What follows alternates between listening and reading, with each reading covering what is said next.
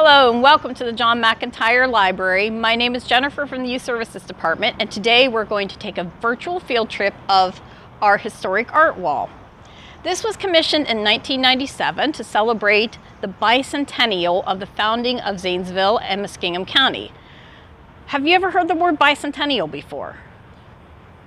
It actually means 200. So it was the 200th anniversary of Zanesville and Muskingum County, which were both founded in the same year. The artist's name is Deborah Golitz, and she lives in New Jersey. And for her medium, which is the material that an artist chooses to express themselves, she uses pottery. Pottery is, of course, made out of clay. And Zanesville is very well known for its rich clay. We have a lot of it along the riverbanks. And at one time, lots of pottery was made here. And that is actually why she chose it. Not because it's easy to clean, like your kitchen backsplash at home, or it can get wet, like the inside of your shower, because I'm sure you actually have some pottery tiles on your walls at home or on your floors, but because Zanesville was once known as the pottery capital of the world. More tiles like this were made here than anywhere else in the world. This is also a really cool special wall because it is a rubbing wall. No, that doesn't mean you stand around and rub it, although it's got some nice texture. There's some nubby parts here. But it means that you can use it to make a rubbing. As you can see, a couple of my colleagues here from the Youth Services Department are doing some of the rubbings. They have put paper over the larger tiles, which we call pictographs, which depict scenes from the last 220 some years of history here. And you're going to rub it with a crayon. So you can see how they're doing that there. We always have the materials for this available at the John McIntire Library, so you can stop in anytime the library is open to pick these up, some tape and crayons and paper, or we can also bring it out to you for the curbside service. Or you can bring your own if you like. Just make sure if you do that you peel off any tape, that don't leave it on the wall because it does make it kind of sticky. As I said, this tells the history. So let's take a tour of that history, shall we? So we're going to actually start here with, as I said before, the story of Zanesville and Muskingum County is told on this wall through these tiles. And we begin actually in the 1700s, in the late 1700s. This area was occupied by the Delaware or Lenape people. And they actually were the ones who named the river here. It comes from their language, meaning Elk Eye River. And you can sort of see that just like a buckeye, they probably had the same idea that the river is dark. Of course, our river is a little bit dark and muddy. And so that's where Muskingum comes from their language. Today, the Lenape live throughout the US and Canada, and you can actually hear their language spoken. There is a website that we'll put a link to where you can hear the words that made up this word. See, the tiles that surround these pictograph tiles have some leaves, some flowers, and some kind of fruit on them, the nubby fruit I like to call it.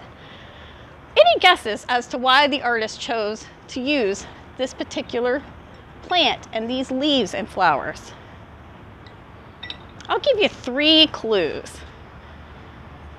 It's the state tree of Ohio. It's the name of all of the Ohio State University sports teams. And it's also a really delicious candy made out of peanut butter covered with chocolate. No, it's not Reese's. There's no such thing as a Reese's tree. It's the buckeye. So right here I have a buckeye. And as you can see, it looks a little bit like a moose eye, or an elk eye, or a buck, which is a male deer. Looks a little bit like their eyes are big and round and dark like that. So that is where the name of our county came from, the Moose Eye River. So we're going to move on here. Zanesville was actually founded by 2 brothers and the son-in-law of another.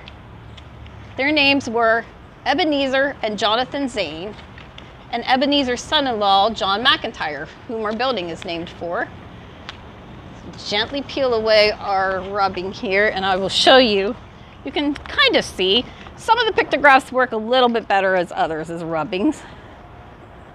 You can sort of see the relief there. Relief is just the word for the two dimensions that you can feel when you rub the wall there, and how it makes a two-dimensional picture for you.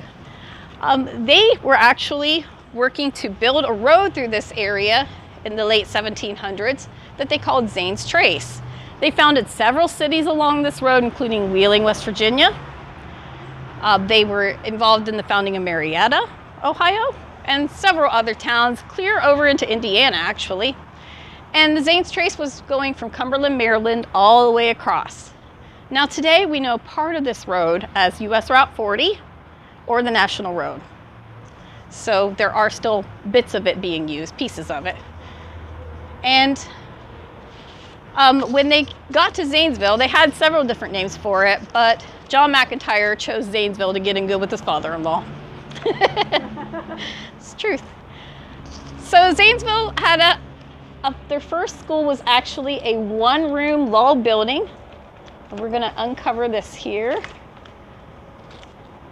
And all the grades would have went to school together in the same room, like that. It was easy to heat, and that way they would only have one or two teachers.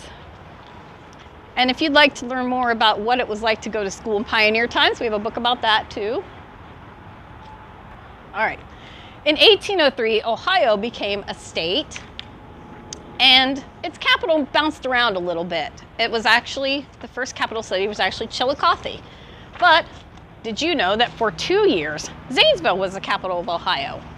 Whoops. Real life, people. And in fact, we built 2 buildings to serve as the Capitol building where our legislature would sit. And one of them was built on the north side of the river. It was the Zanesville built a state house, and they called it the old 1809.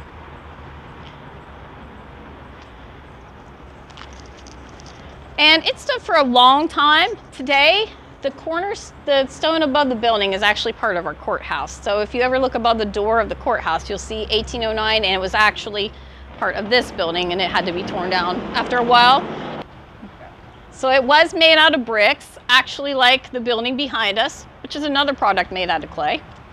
And then you might even live in a brick house. Most of your schools are built out of bricks too. And it did eventually have to be torn down, but that 1809 stone can still be seen on our courthouse. Now, this is actually where we get into the beginning of the Y Bridge. So there were 4 communities that sprung up around the mouth of the rivers here. There are 2 rivers here that flow into each other too. The word for that is confluence.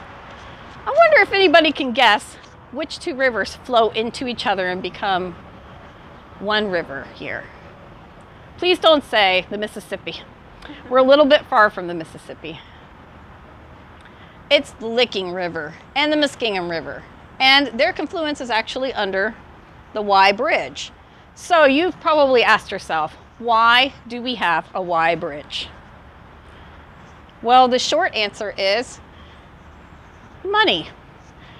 Back in the early days of the settlement of this area, most of the roads and most of the bridges were toll roads or toll bridges, which meant that if you wanted to cross them or go down the road, you'd have to pay a little bit of money. And by making a Y at one end of the bridge, they could charge double the amount. It's true. You can also see in this pictograph, there is a flatboat. And actually it comes out pretty good when you do a rubbing here. It's usually a good one to do a rubbing of the flatboat. Entire families would move west on these. There's a great book about it called The Floating House. They would bring everything, their furniture, their clothes, some livestock, and they'd float down the river to a new life. As I mentioned before, Zanesville is very well known for its pottery. We're still known for our art pottery, and in fact, if you visit the Zanesville Museum of Art, you can see some beautiful pieces there. And this tile depicts a potter. This tile depicts a potter at work. And pottery was our biggest export manufactured in this area. And you may have taken a ceramics class, so you might be a little bit familiar with this. They would put the pots on the wheel, and you work the wheel with your feet, and that's how they would make pots and cups and bowls and mugs and things like that. This book is actually a very interesting book because it's about a potter named Dave. There's not a lot known about him except his artwork that he left behind. He was an artist. He wrote poems onto his pots as he was throwing them, which is what they call that. And he was a slave. So it's kind of an interesting story. I do recommend this book a lot. And as I said, we are world famous. We still are actually world famous because there is a pottery center in Crooksville nearby. So they tell the story of our history. A lot of it has to do with dirt. We have a lot of great material here, really rich clay, which makes really good tile. And if you actually drive around town, you might still see some buildings that have some of the tile that was made here locally, decorating them. The Second Y Bridge was built in 1819. This time it was actually made with stone piers and stone spans instead of a wooden trestle bridge as the first bridge was. If you look here, you will see that there is a boat on the river. Looks a little bit familiar to us because we might be familiar with the Lorena. This boat was called the Rufus Putnam, and it was the first steamship or stern wheeler to come down the Muskingum River. This tile depicts as it looked in 1824. So they were called steamships because their engines and the wheels that propelled them forward were actually powered by coal-fired steam. Our boat that you might have ridden today if you got to take your field trip, the Lorena, is actually not dating from the early 1800s. That would make it very old, but it was actually rebuilt from a boat that had been around in the 1950s, and it was built in 1976, and it was named after the original Lorena stern wheeler, which was lost in a fire at Marietta in about 1912. Fires were pretty common, as were explosions, because they used steam. Today, the Lorena is actually run by a diesel engine, so you don't have to worry about that so much anymore. Not that fire couldn't happen, it still could, so they do prepare you for that if you take a cruise on the Lorena. And the boat itself was named for a very popular song that was written by a Zanesville resident. It's a song of Heartbreak. He wrote it in about the 1850s, so it was very popular during the Civil War. In fact, so popular that they forbid it from being played in the different camps for both the North and the South, because it would make the soldiers sad and missing their sweethearts, and then they would desert, and that's against the law. We are now at the next Y Bridge. We're at the point of the third Y Bridge now, and it was a covered bridge. It was built in the 1830s.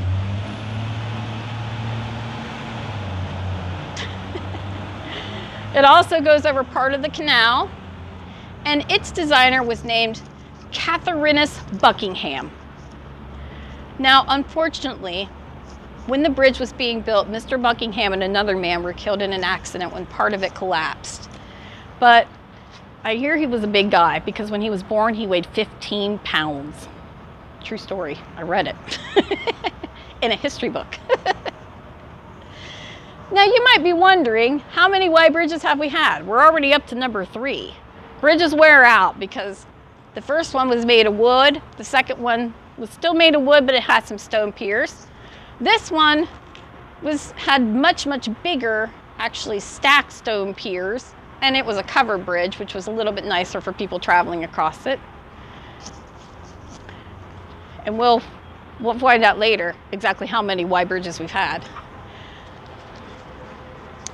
Our next tile here is the Old Stone Academy.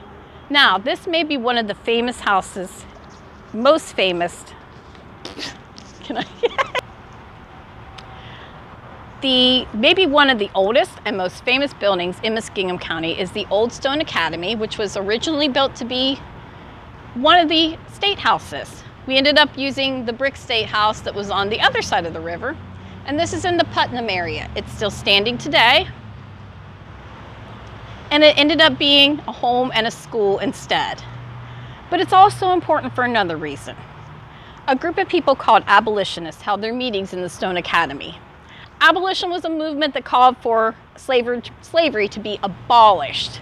That means ended, completely done with, gone. They believed that all people were equal and no one had the right to keep another person as property. And more than once, some angry neighbors disrupted their meetings by throwing stones and rocks and mud and even threatening to burn down the building and the houses of some of the neighbors.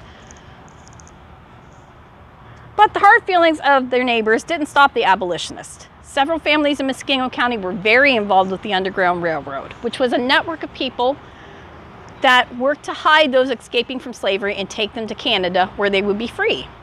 To this day, these families are considered some of the bravest and boldest of the Underground Railroad conductors. They thought that doing the right thing was important, even if it wasn't the popular thing to do. And abolitionism and the Underground Railroad were actually the beginning of the civil rights movement here in America. Now, if you ever get a chance to visit the Stone Academy, which would have been part of your field trip, if you got to take it, you should definitely go visit it.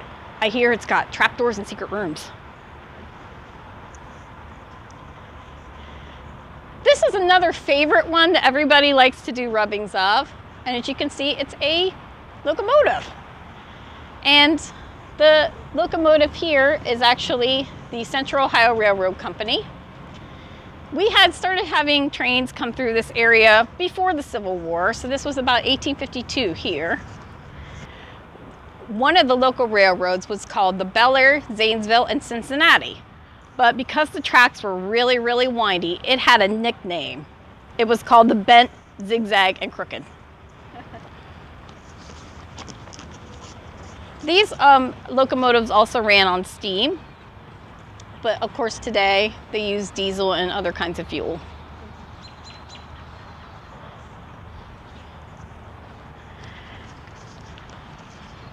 All right, we are at the Civil War here. Over 3,800 men from Muskingum County fought in the Civil War, most for the Union. More than 600 of those were killed, unfortunately, because that's what happens during war. That's why it's really sad. There were at least 2 camps of soldiers located in Muskingum County. One was at the fairgrounds. And after the war and the Emancipation Proclamation, which said that all slaves were free, many former slaves did settle in Zanesville. One of those was a man named Nelson T. Gant, and he was actually the very first African-American millionaire. He made his fortune through real estate. His home is still located on West Main. It's a museum now, you can visit it. And if you've ever been to Gant Stadium to watch a baseball game, that's who the stadium is named for. So pottery wasn't the only thing that made in Zanesville. We used to make things like soap, glass, beer, iron, and being on the river and also having the National Road help us move those products. Both sides of the river used to be lined with huge factories.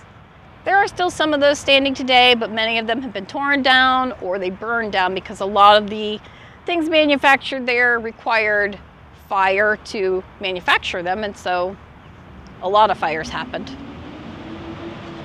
Can you think of any industries that Zanesville is known for today? One that comes to mind is steel. We still have some steel manufacturers here. Of course, there are still some manufacturers that make tile and pottery too. In 1872, one of Zanesville's most famous residents was born. His name was Pearl Zane Gray. He was actually the great-grandson of Colonel Ebenezer Zane, and he originally studied to be a dentist. He was also a really great baseball player. But instead of going on to open a dental clinic and calling it Dr. Pearl's Pearly Whites, which I don't know if he would have really done that, but it sounds good, doesn't it? He decided he really wanted to be a writer. His first book was about his great-great-aunt Elizabeth Zane, also known as Betty or Betsy. She was the heroine of the last battle of the Revolutionary War at Fort Henry near Wheeling, West Virginia. He went on to write over 90 books, dozens of short stories, and many of his works were adapted into movies and television shows, and we have a large selection of his books here at MCLS. And you can visit the Zane Grey and National Road Museum that is actually in Norwich. This is the hydraulic tile press. You wouldn't want to get your hand stuck in this, let me tell you that. What it did was actually allowed tiles to be made uniform shape and size because it stamped them out. And at one time, this company that owned this press was making, it was called the American Encaustic Tile Company of Zanesville. It was over by the fairgrounds, actually. It was making more tiles than anywhere in the world was producing. So that's why we're so well known for our tile making.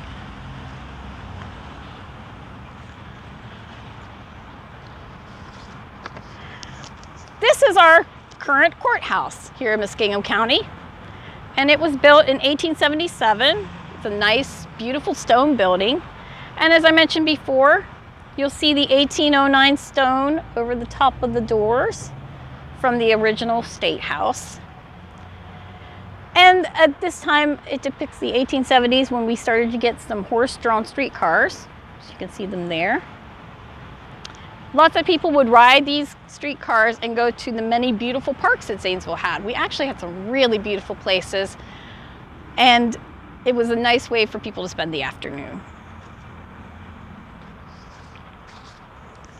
Now we're moving on to the fourth Y Bridge. This is starting to look a little bit more like the Y Bridge we know today. This one particular one was built in 1902, and it was made of concrete. So the materials keep getting a little bit stronger. We went from wood to stone, now to concrete.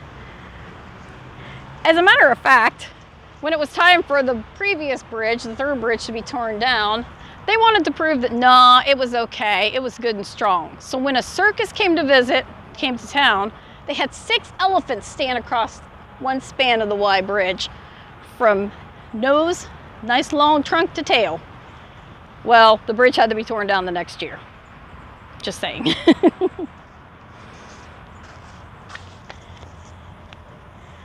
All right, so this building might look a little bit familiar to you guys. This is the John McIntire Library as it looked right after it was built in 1907. You also see one of the very first cars here, owned by one of the pottery owners, Mr. Samuel Weller. It was built with funds donated by a man named Andrew Carnegie, who was a bazillionaire. He was actually one of the richest men to ever live in America. And at the time, he was one of the richest men in the world. He made his money with steel manufacturing.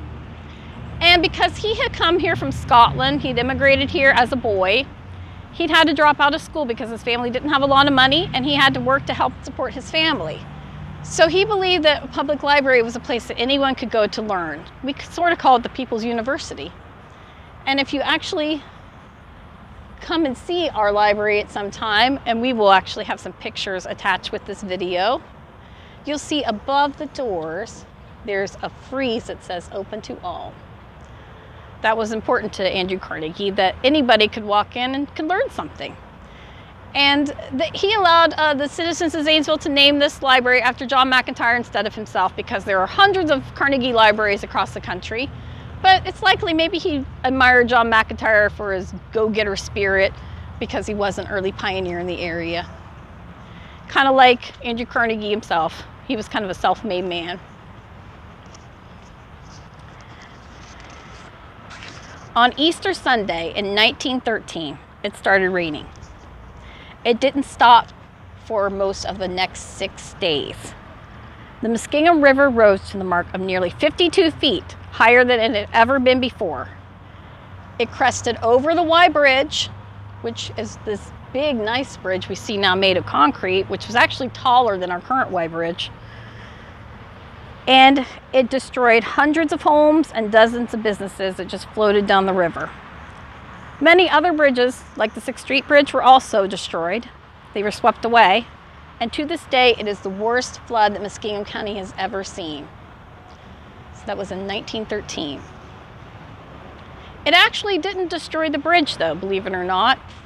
It did knock down some of the concrete balustrades, which were the pretty railings that are along the sides of the bridge, but those were repaired.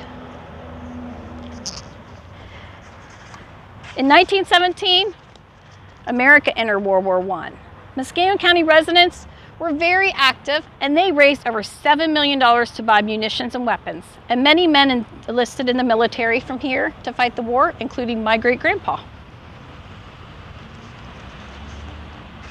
Okay, there isn't a title for this, but 100 years ago this month, the 19th Amendment was passed. What that meant was that women finally got the right to vote. It's a very important milestone, and we couldn't talk about history without talking about that today. One of the women who fought for that, they were called suffragettes, and suffrage is just a word that means the right to vote, having the voting rights. Her name was Elizabeth Robbins. She was also an actress. She wrote novels. We've got a couple of them here.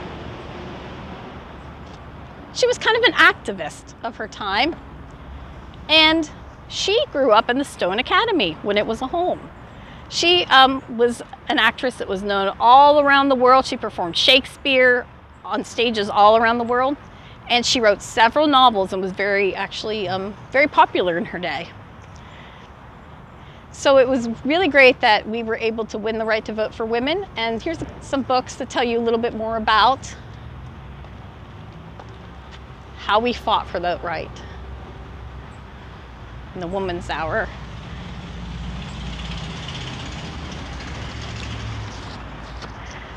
When World War II hit, life changed for a lot of people.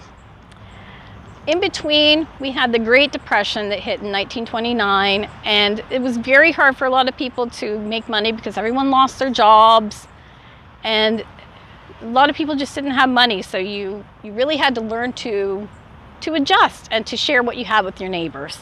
And World War II made that a little bit stronger, the bond that we started to have with our neighbors, because groceries were what we called rationed. It meant that it was kind of hard for you to get things, and you were only allowed to have a certain amount. You got coupons for how many eggs you were allowed, or loaves of bread, or bottles of milk. So you had to get creative, and you had to learn to share with your neighbors, that's for sure. It was also hard to find things like building materials, like certain kinds of metal, fabrics, brick, because a lot of it was going to the war efforts. And Zanesville found a way to pull through. In this tile, you actually see that they made a Muskingum County honor roll with the names of all the people who enlisted during the war. We had nearly 7,000 Muskingum County residents enlist to fight in World War II. So it's not unlike what we are experiencing today. Life is a little bit different, and we're trying to figure out how to get through it with our neighbors, right? And that finally brings us to our last tile with the last Y bridge. So in 1984, the fourth Y bridge, the one that had survived the 1913 flood, was actually imploded. That's kind of like the opposite of an explosion, because it just fell right into the river. And the Y bridge that we know today was built. So it is still the only true Y-shaped bridge anywhere.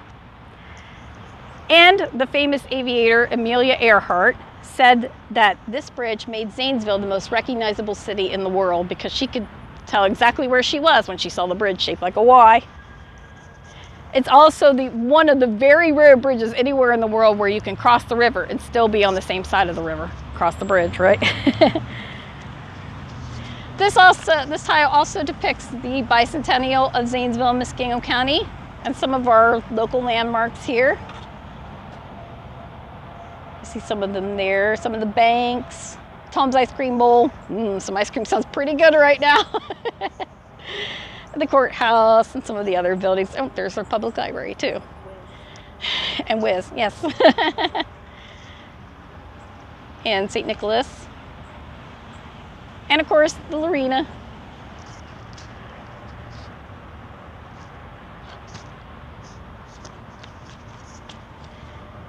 So the next time you're driving over the Y Bridge and you think, I've always wondered why we have a Y Bridge, why not?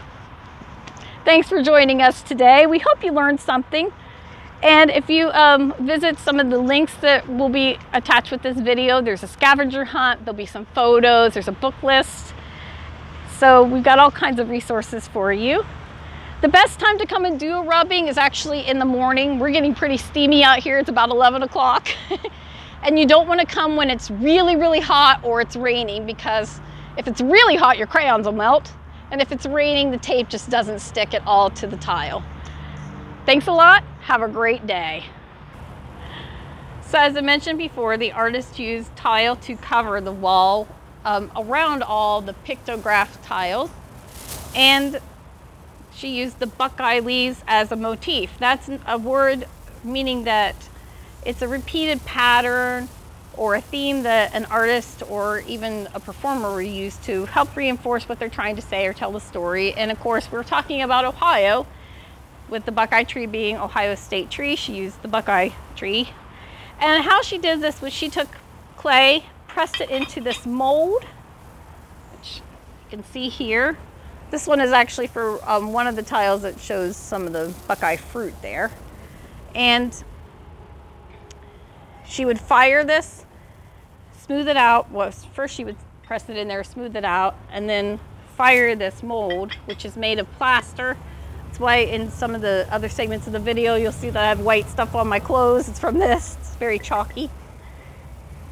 Fire it at about 1,000 degrees, and then take out the mold. The ovens they use are called kilns, which if you've ever taken a ceramics class, you probably know that. And then glaze it with this, and that's how you finish them up. And you probably have a lot of this maybe in your own house, your bathrooms, kitchens. A lot of them always have tiles in them. A little bit about how the artist process there.